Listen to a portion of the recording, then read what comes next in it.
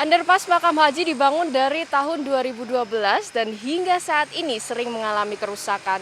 Diindikasikan karena kendaraan dengan tonase besar sering lewat dan kondisi infrastruktur jalan yang tidak mampu menopang kendaraan-kendaraan besar tersebut.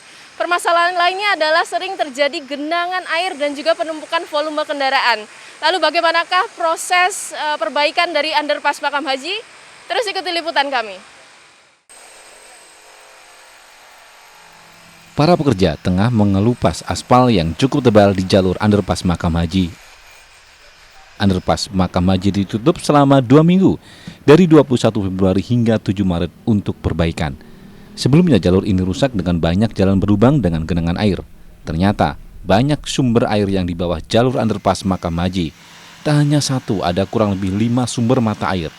Ketika jalur dikelupas, air pun nampak mengalir di bawah aspal.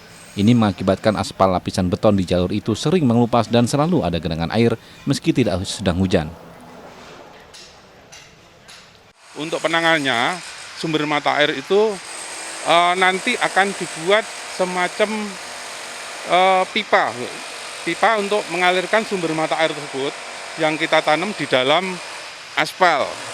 Sehingga air yang dari mata air tersebut akan kita alirkan ke bisa di bawah cor lewat grill, juga nanti kita alirkan di samping-samping sehingga sumber mata air tersebut tidak muncul ke atas, karena kalau muncul ke atas aspal kita yang akan kalah. Nantinya air dari berbagai sumber itu akan dikumpulkan dalam satu bak kontrol untuk dipompa menuju sungai terdekat. Sejauh ini ada 6 unit pompa yang disiagakan di Underpass Makam Haji.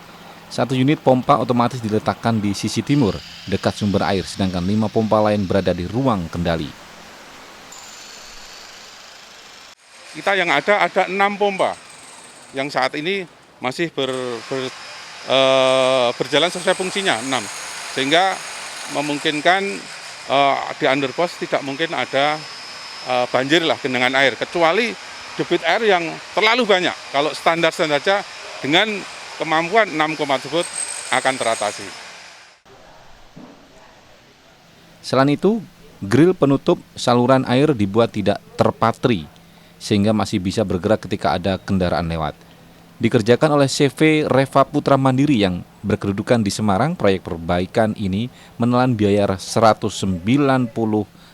juta rupiah dari Direktorat Jenderal Perkeretaapian atau DJKA, Kementerian Perhubungan. Pihak kontraktor menyebut permasalahan konstruksi Underpass Makam Haji ada pada penutup saluran air. Kalau sebenarnya kalau konstruksi ini sih udah aman.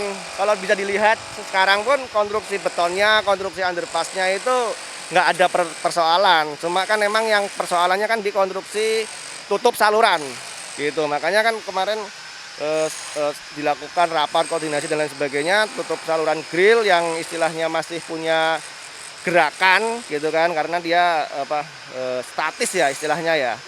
Terus diganti yang istilahnya biar dibikin kayak jembatan gitu kan, yang kaku, yang istilahnya untuk tekanan berat pun aman.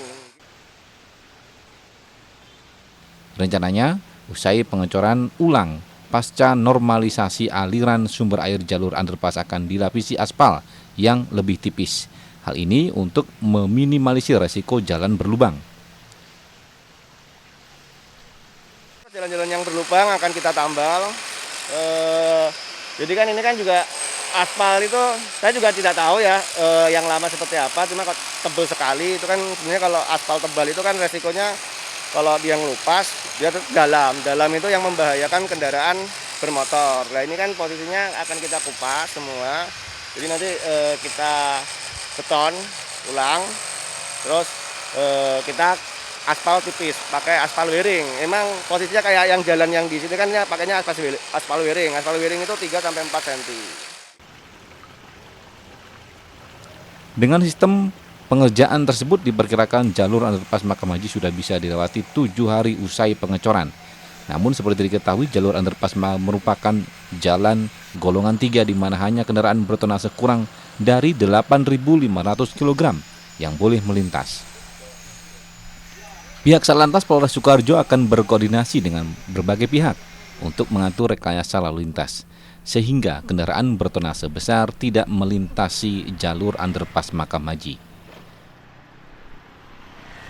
Yang pasti bila mana untuk dari provinsi sudah menyerahkan ke Kabupaten Sukoharjo, kita bekerjasama dengan Dishub, kita melaksanakan forum lalu lintas yang melibatkan dari Dishub Sukoharjo, Solo ataupun Klaten.